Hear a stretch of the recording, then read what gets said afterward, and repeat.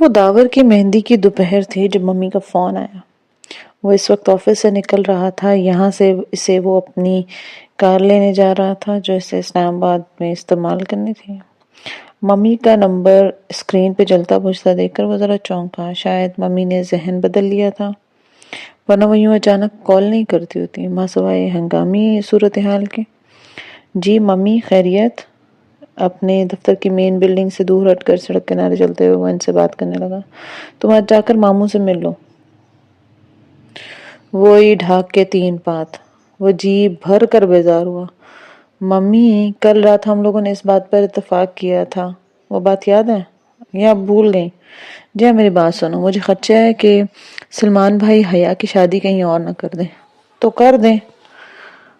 وہ یہ کہہ نہیں سکا تھا، پر وہ کہنا یہی چاہتا تھا۔ وہ اس طرح کیسے کر سکتے ہیں کسی اور سے اس کی شادی؟ ہمارا نکاح ہوا تھا، منگنی نہیں جو اپنی مرضی سے توڑ دیں گے۔ وہ خلا بھی لے سکتے ہیں، اور تم جانتے ہو 1-2 پیشیوں میں ایسا ہو جاتا ہے بچپن کے نکاح کا، اور اگر اس نے ایسا کیا تو اس کے ذمہ دار ہم ہوں گے۔ اور وہ خود کس چیز کے ذمہ دار نہیں ہے؟ جی ہاں سکندر، میں نے تمہاری پرورش اس منقسم مزاج سوچ کے ساتھ تو نہیں کی تھی۔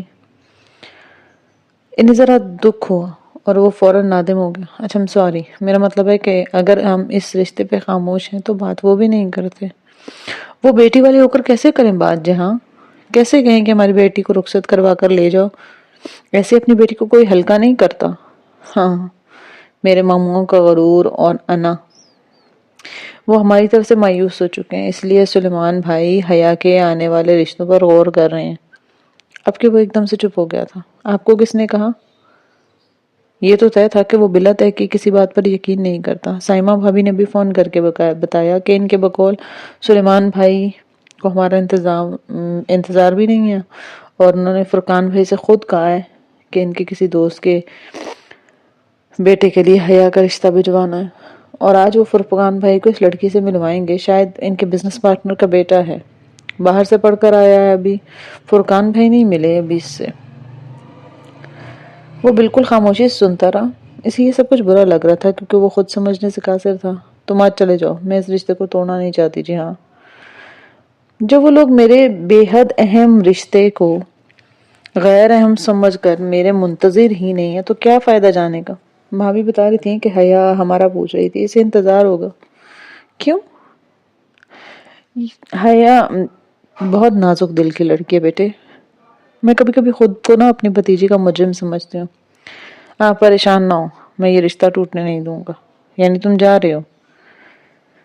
ہاں، اب یہ بھی نہیں کہہ رہا، بس آپ مجھ پہ بھروسہ رکھیں، میں فکس کر لوں گا۔ اور ممی ہمیشہ کی طرح خاموش ہو گئے۔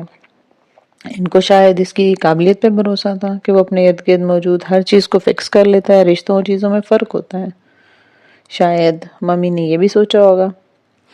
آج اس کو دیکھتے ہی پھول والا لڑکا جگمگا اٹھا۔ صاحب آج سرخ گلاب بہت سارے، مگر مجھے سفید ہی چاہیے۔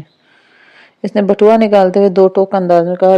لڑکے کا چہرہ اتر گیا، مگر پھر بھی وہ جلدی سفید گلابوں کو اکٹھا کرنے لگا۔ سفید گلاب بے شک بہت سے لوگوں کے نزدیک کی دشمنی کی علامت ہے، مگر بہت سے لوگ امن اور صلح کی نشانی بھی اس کو گردانتے ہیں۔ وہ آج گھر کے اندر نہیں گیا، بلکہ ان کے گھر کے مقابل ایک زیر تعمیر بنگلے میں چلا گیا۔ سریے، اینٹیں، آدھی دیواریں، اور گھر رات کے وقت ویران پڑا تھا۔ مزدور وغیرہ کام کر کے چلے گئے تھے، اور اب وہاں اوپری منزل کے کمرے میں بیٹھ کر بآسانی سلیمان ماموں کے گھر کے کھلے گیٹ سے سب دیکھ سکتا تھا۔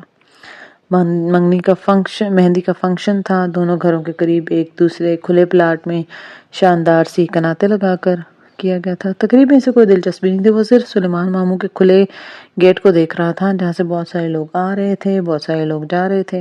خواتین کی تیاری، الٹے سیدھے فیشن، وہ روایات اور قدریں جن کا اکثر ممی ذکر کیا کرتی تھی نا، وہ اس اپنے ننھیال کی خواتین میں کہیں نظر نہیں آ رہی تھی۔ داور کی بہن تو شاید باقاعدہ اسکارف لیا کرتی تھی، مگر وہ بھی سلور لہنگے میں بنا سر ڈھکے ادھر ادھر پھرتی ہوئی نظر آتی۔ پتہ نہیں کیوں لوگ شادیوں پہ یہ سب کچھ بھلا لیتے ہیں۔ اسے افسوس ہو رہا تھا۔ بہت دیر بعد جہاں نے بالآخر سے دیکھ لیا۔ وہ اپنی ممی کے عقب میں چلتی برآمدے سے اترتی ڈرائیو وے تک آئی جہاں سلیمان ماموں ایک فیملی کے ہمراہ کھڑے خوش گپیوں میں مصروف تھے۔ وہ واقعی بہت خوبصورت تھی۔ سنہرا لہنگا اور ٹیکا اسے مزید حسین بنا رہا تھا، مگر پھر بھی اسے وہ مرہ جمیلہ نہیں لگتی تھی۔ سلیمان ماموں اب اس کا تعارف ان لوگوں کے ساتھ کروا رہے تھے جو ان کے ساتھ کھڑے تھے، صاحب خاتون اور غالباً ان کا بیٹا۔ اس نے اپنے سیل فون میں دوربین کا لینز نکالا اور ان کو فوکس کیا۔ اب وہ اس کے چہرے کو باقاعدہ دیکھ سکتا تھا۔ وہ تینوں مہمان بہت دلچسپی سے اسے دیکھ رہے تھے، بالخصوص ان کا بیٹا۔ اس کی نظریں تو بہت ہی اسے پتہ نہیں کیوں پھر سے غصے آنے لگا، اور تبھی اس نے حیا کے چہرے کی جوت کو مان پڑتے دیکھا۔ وہ خوش نہیں لگ رہی تھی۔ ذرا سی دیر میں وہ ان کے پاس سے ہٹ گئی تھی۔ گیٹ سے باہر نکل کر اس نے انگلی کی نوک سے آنکھ کا کنارہ صاف کیا۔ اس نے موبائل کے بٹن کو چند ایک دفعہ دبایا۔ وہ اس کی تصویر لینا چاہتا تھا، وہ اس کی کوئی تصویر اپنے پاس رکھنا چاہتا تھا۔ وہ ان لوگوں سے مل کر خوش نہیں تھا، شاید وہ اس رشتے والے تھے جن سے آج سلیمان ماموں نے فرقان ماموں سے ملوانا تھا۔ وہ اس پہ خوش نہیں تھی کہ یہ رشتہ اس کے لیے انچاہا تھا۔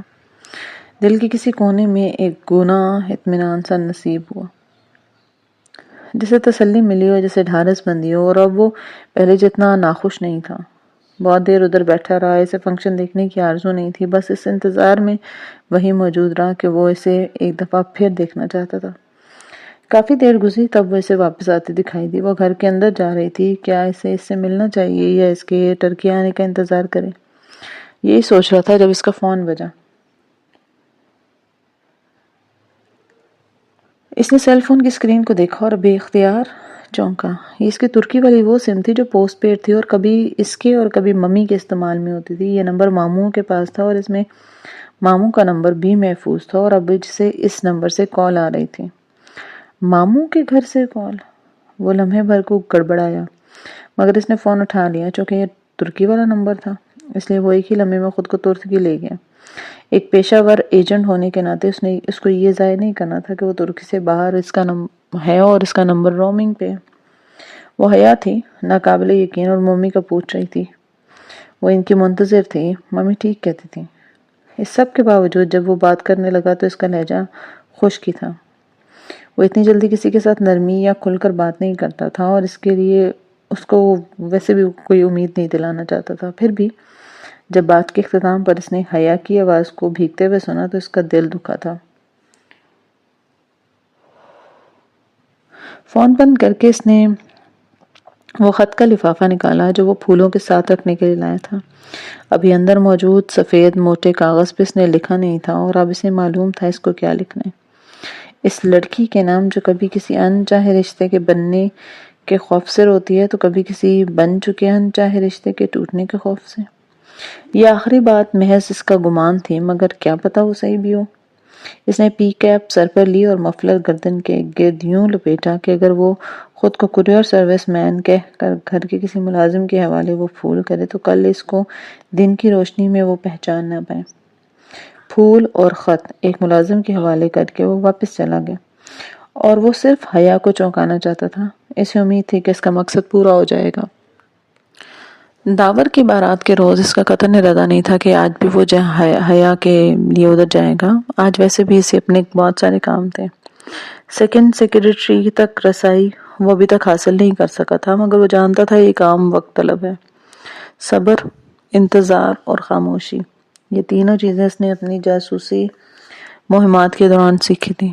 آج اس کا کام نہیں ہو سکا اور وہ واپس گھر جا رہا تھا، مگر صرف آخری منٹ میں اس نے یوں ہی سرسری سا سلیمان ماموں کے گھر کا جائزہ لینے کا سوچا۔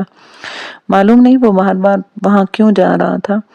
جب وہ گلی کے دہانے پر پہنچا تو اس نے زن سے اپنے سامنے گاڑی گزرتے دیکھی اور اس میں حیا کو دیکھا۔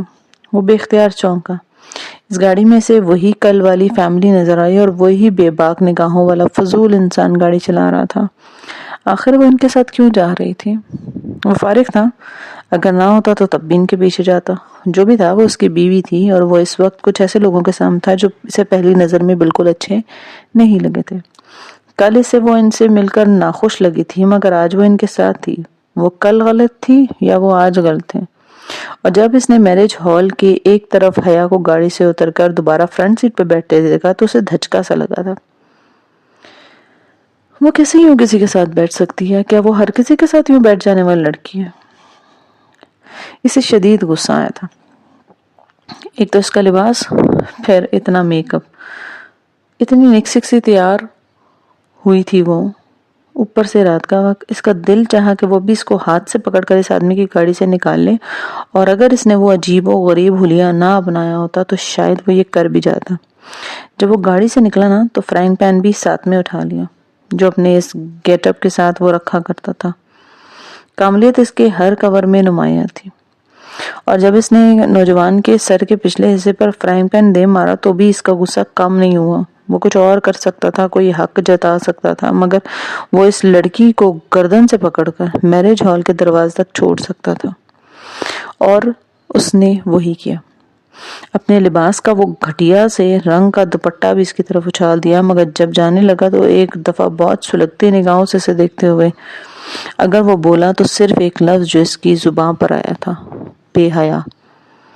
ہاں، وہ اسی قابل تھی۔ پچھلے 2 روز میں اگر اس کے دل میں کوئی نرم گوشہ جاگا تھا تو اب وہ ختم ہو چکا تھا، جیسے کوئی دل سے اتر جاتا ہے، جیسے کسی کے بارے میں انسان شک و شبہ میں پڑ جاتا ہے، اور اس وقت وہ ایسا ہی محسوس کر رہا تھا۔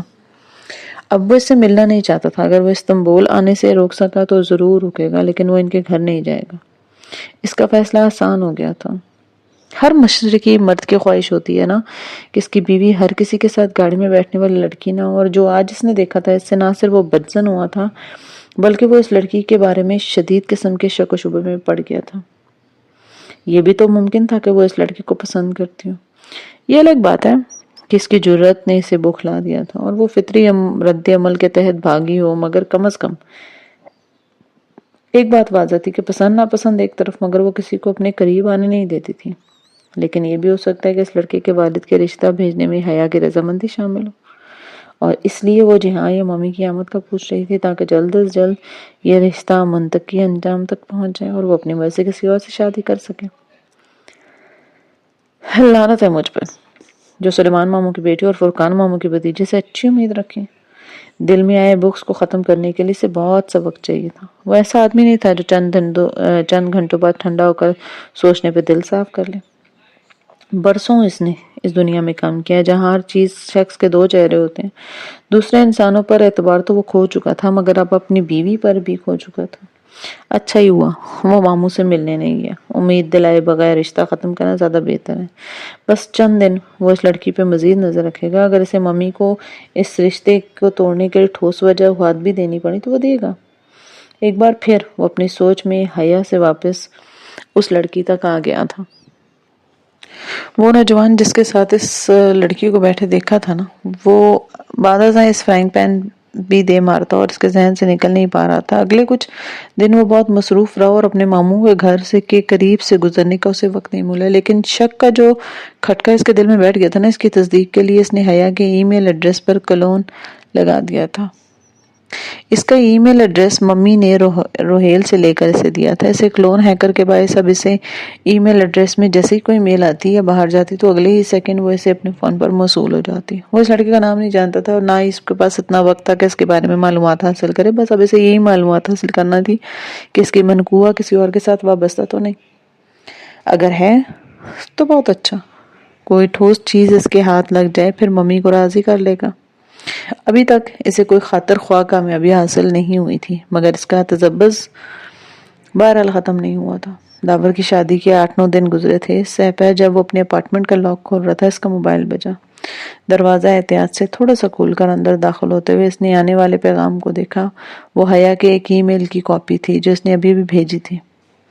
دروازہ باہر سے اندر سے لاک کرتے ہوئے جہاں نے موبائل کی اسکرین پہ چمکتا پیغام دیکھا: national response centre for cyber crime. اس نے چمبے سے اس ایڈریس کو دیکھا جس کو ای میل کی اس کی کیا ضرورت پڑ گئی تھی سائبر کرائم میل کو میل کرنے کی۔